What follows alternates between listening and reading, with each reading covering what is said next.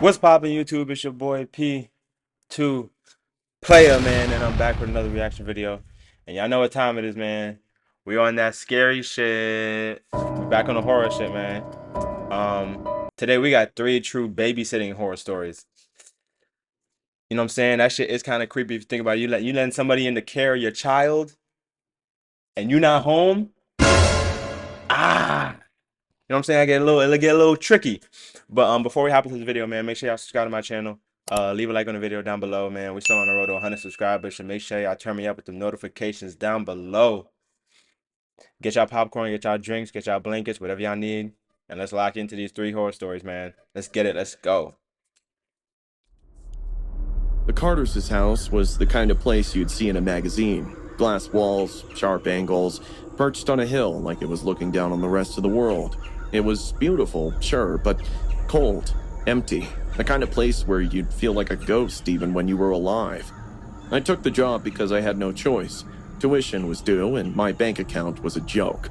When they offered triple my usual rate, I didn't ask questions. I should have. Ethan's already fed and bathed. Mrs. Carter said, her diamond earrings catching the light as she tossed her purse over her shoulder.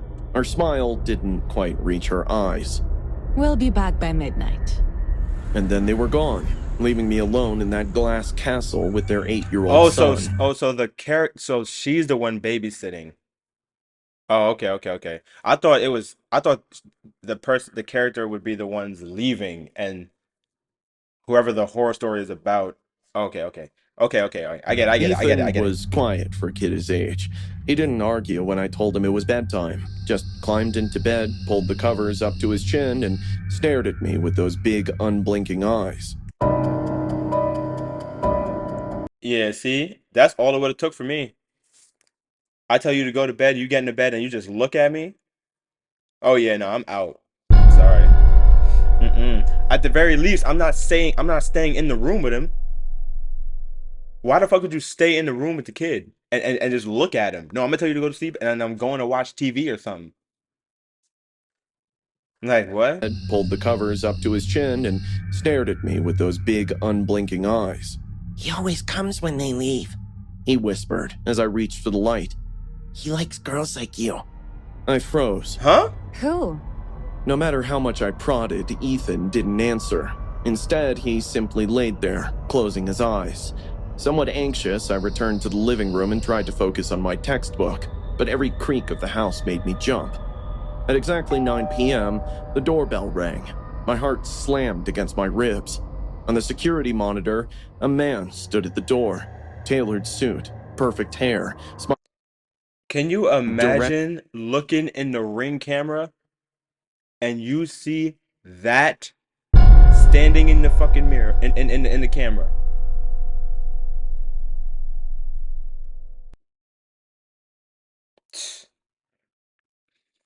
Oh man. Well, it's time because you gotta light that motherfucker up. You got to. What? Into the camera like he knew I was watching. "Hi, Lisa," he said when I pressed the intercom. His voice was smooth, too smooth. "I'm Daniel, Ethan's uncle. I've already told Rachel. We'd just grab some files from the study and leave." My stomach churned. I'm not letting you in for shit. I'm not let. I swear to God, if I continue this story and she lets him in, I swear to God, I'm gonna be so tight. So tight. I wasn't told anyone would be coming. "Call her if you want," he said, still smiling. "She'll tell you it's fine." I did. Mrs. Carter answered on the second ring. Oh, Daniel. He's family. It's fine. She said, laughing, but her voice was tight.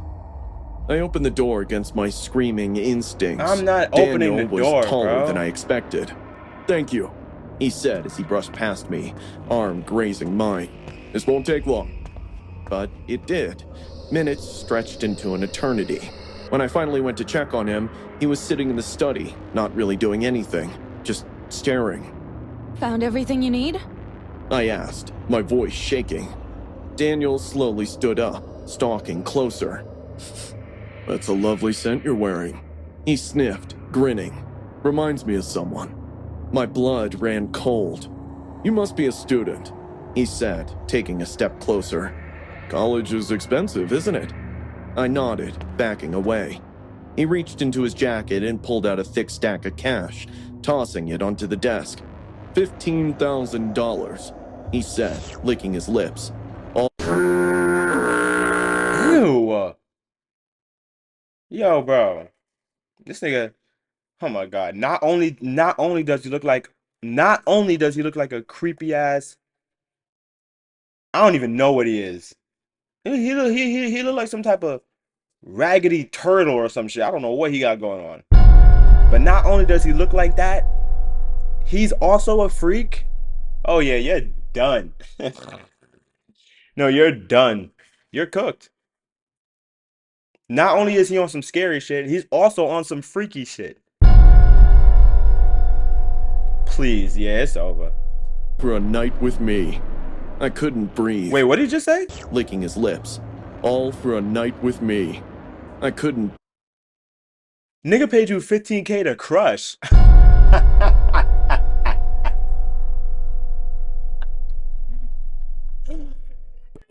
$15K to hit. Hey, yo, he's wildin'. I think you should leave. Don't be difficult, he said, stepping closer. We both know you need the money. Get out, or I'll call the police. I said, reaching for my phone. How you gonna call the police? His hand shot out, grabbing my wrist with crushing force. No, you won't, he hissed. I tried yanking my arm back and screamed, but his grip tightened. Scream all you want, Lisa. No one's coming. They never do. You're mine. I didn't think. I couldn't. I drove my knee up hard, aiming for anything, and bolted. The front door wouldn't budge. The security panel blinked red. Wrong code. Behind me, Daniel laughed, low and terrible. I ran to the kitchen, yanking open drawers until I found a knife. His footsteps were slow, deliberate, like he was enjoying the chase. 7 girls before you, he boasted. None of them were missed for days. I pointed the knife at him, my hand shaking. Stay back. He smiled, stalking forward. The last one had dark hair too. I threw the knife, not to kill, just to distract, and bolted up the stairs. Ethan's room was empty.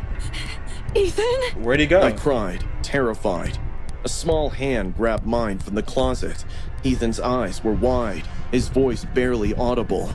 He always does that. He whispered. He comes when they leave. Heavy footsteps echoed on the stairs. Daniel's voice followed, sing-song and mocking. I can smell your fear, little girl. I grabbed the landline by Ethan's bed, my fingers fumbling as I dialed 911. The dispatcher spoke from the other side, but before I could reply, Daniel busted into the room, blood dripping from his shoulder where the knife had grazed him.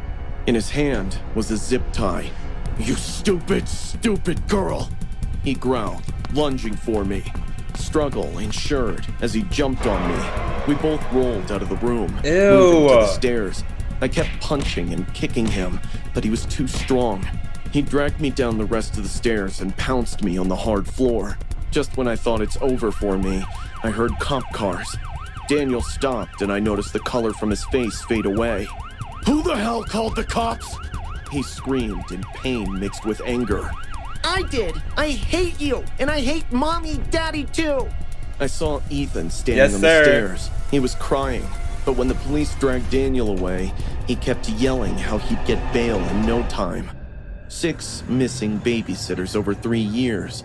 The Carters were arrested as accomplices. Little Ethan was allotted to foster care while Daniel was given life imprisonment. But the real justice was served when he was found unconscious in a cell a week into his sentence, brain hemorrhaging from an undetected injury. He survived, but doctors say he'll never walk again. I visit Ethan time to time. He still doesn't understand that he saved my life. One day when he gets older, I bet he'll be proud of himself. Facts. W. Ethan. For sure. Emma's quite the storyteller. Mrs. Hayes laughed, checking her diamond earrings in the hallway mirror. Don't believe a word she says. Just going through a phase. Mr. Hayes nodded, jingling the car keys. She's a good kid, though, with an overactive imagination. Attention-seeking, the therapist calls it. I forced a smile and adjusted my backpack strap. Their house was stunning. Modern art on pristine walls, furnitures that looked never used. That strange emptiness that comes with too much money. We'll be back by midnight. Mrs. Hayes promised, not quite meeting my eyes. Numbers are on the fridge. That's when I noticed her, 9-year-old Emma, at the top of the stairs in a blue nightgown. Yeah, I think I need a new job. I ain't gonna lie. No, I look up and see that on the stairs. No, I'm not gonna lie. Y'all need a new babysitter because I'm quitting on the spot. Before y'all even get to walking out the door, I'm gonna tell them, hey, actually, I gotta go. Yeah, no, I can't do this. No, I can't do it. I've seen too many Conjurings, Annabelles, all that other shit. I've seen all that. So I can't indulge in this right here. I can't do it.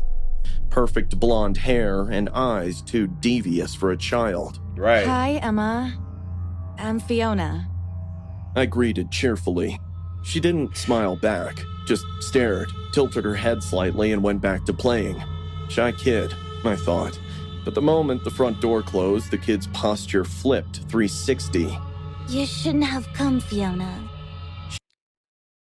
I shouldn't have came.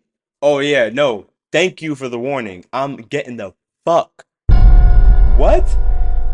That's all I needed to hear. Yeah, if there was anything that was keeping me attached to staying the night working with this kid, that right there would have put the icing on the cake. I'm gone. That's all I need to hear. I don't even give a fuck about the check. Nothing. No, I'm out. Appreciate you for telling me that. Like, what? Deadpan. Why would I stay? I laughed awkwardly. Well, I'm here now. You want to show me around? What's the point? She shrugged. You'll be dead soon anyway.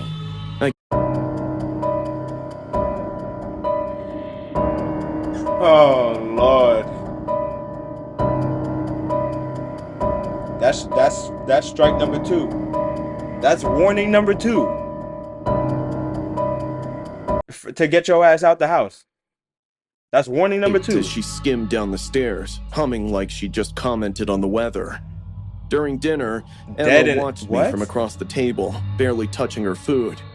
So, what's your favorite subject in school? I asked, trying to break the silence. Psychology. She answered immediately. I like to study how minds break. I swallowed hard. That's mature for your age. Yeah, fast. That's what the others said too, before they left. She replied, pushing her peas around. Emma, I said firmly. your parents mentioned you like to make up stories. So do they. Like how they made up being my real parents. Where are your folks then? Her eyes darkened. Buried in the garden. I watched Daddy dig the hole. My fork froze half. Strike number 3, I'm out. Strike number goddamn 3, I'm out. Like, there's so many red flags, I would have been gone. To my mouth. Just stories, I reminded myself. Girls come to live in our basement. She continued calmly. I feed them scraps when Mom and Dad are sleeping. I forced a laugh. Let's finish dinner and maybe watch a Disney movie? You don't believe me. No one ever does. Until it's too late. I didn't believe her until I saw the scars. Of course you didn't. Emma was brushing her teeth when her dress slipped, revealing a network of thin, jagged scratches snaking up her arms. What happened here? I asked, genuinely concerned. She glanced down casually. I did it. You hurt yourself? Why? To practice. She whispered. When I do it to you. My skin crawled. Oh no! Oh no! Oh nah! Ain't no way she just said that. Yo, I ain't gonna lie. I don't hit girls, and I definitely don't hit children. But she would have had to get RKO'd respectfully, because there's no way. What are you talking about right now? I gotta do it to you. Enough, Emma. That's not funny. I quickly washed her up She's and not led her to her laughing. bedroom, choosing to remain silent. Just one night, Damn, I her told room myself big as shit. I could endure the little weirdo a little longer. Little did I know it would stretch far beyond that. As I tucked Emma in, my hand brushed against something hidden under her pillow. A journal.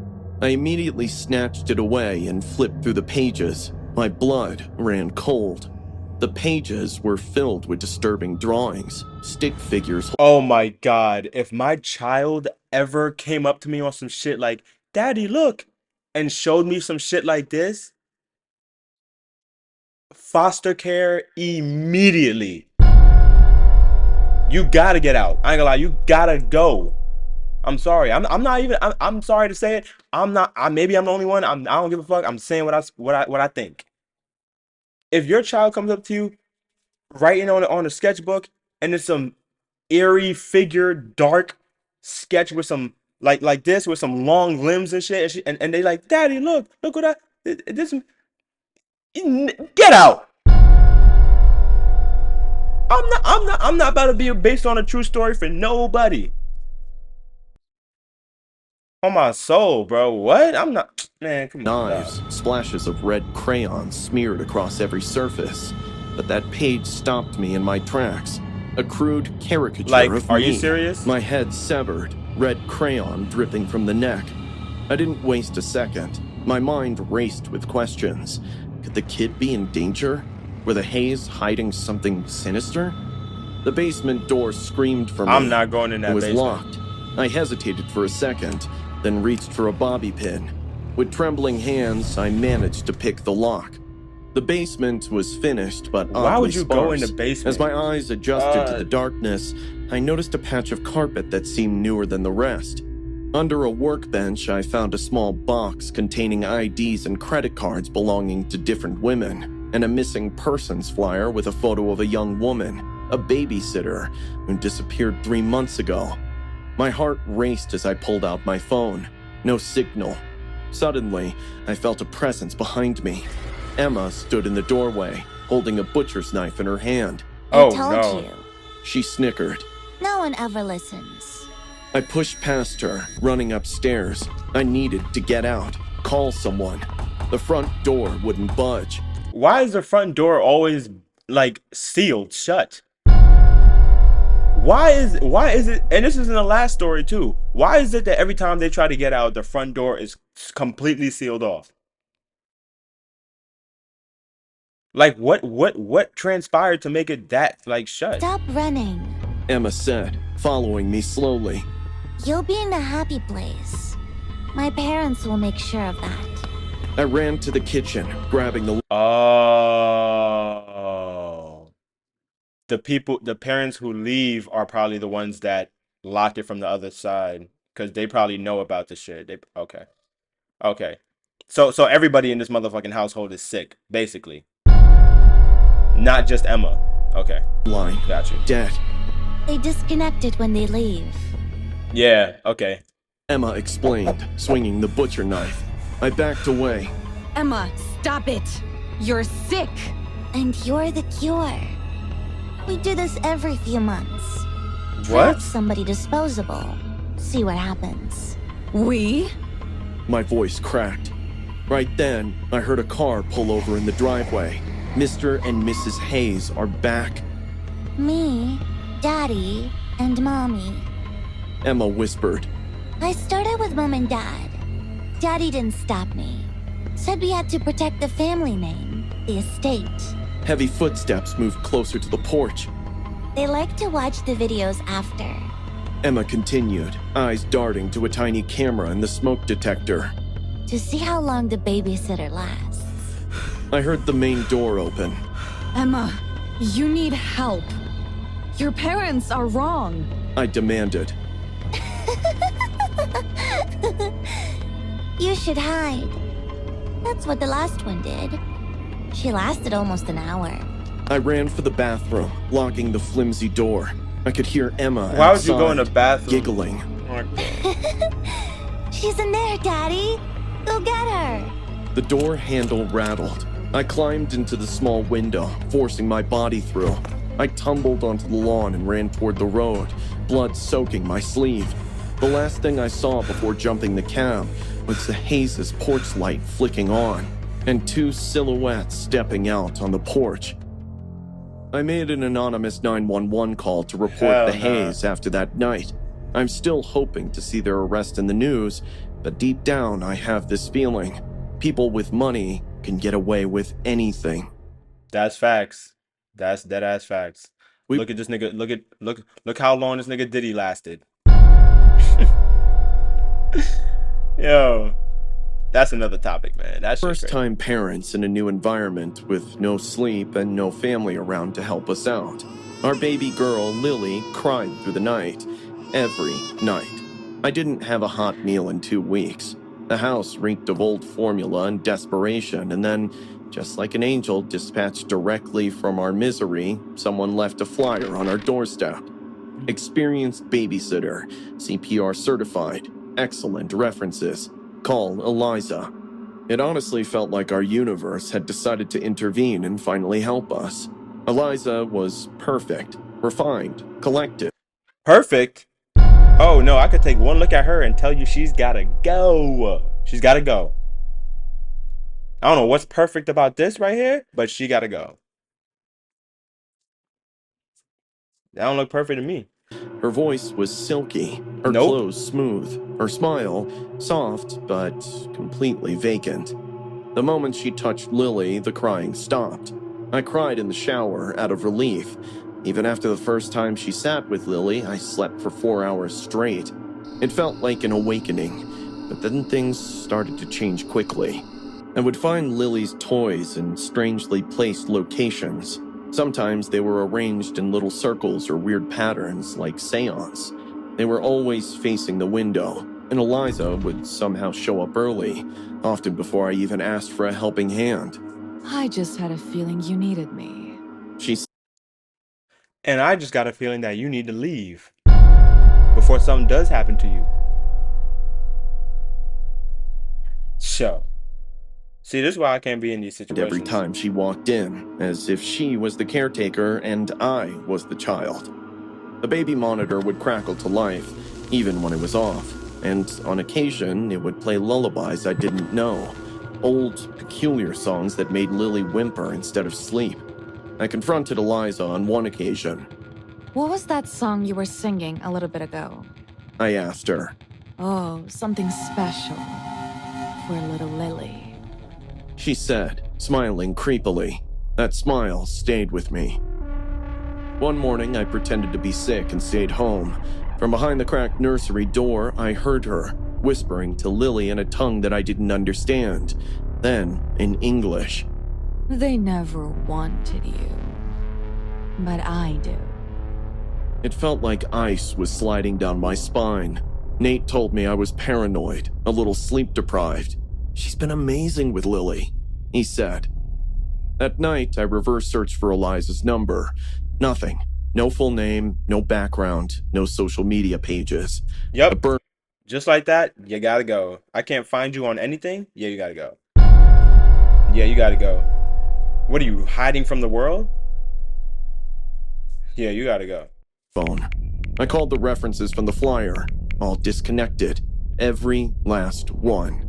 I should have fired her, but I needed proof, so I bought a nanny cam. The recording still gives me nightmares. 3:04 in the morning. Eliza is in Lily's room, holding her in her arms in front of the mirror and speaking into it. She is nearly ready. We just need to get rid of the mother. I forgot how to swallow. I pretended to sleep that night. When Eliza arrived, I got up quietly to watch her tiptoe into the nursery and close the door behind her. Barefoot and terrified, I crept after her with my heart pounding.